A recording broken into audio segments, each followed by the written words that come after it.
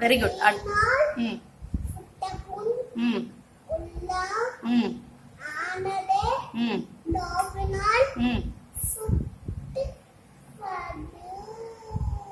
அடுத்து அகர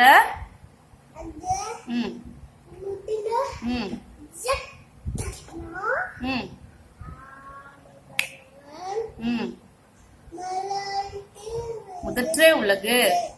அடுத்து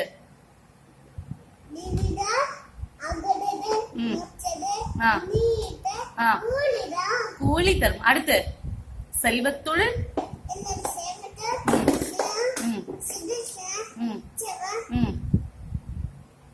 செல்வத்துள். அடுத்து எப்பொருள்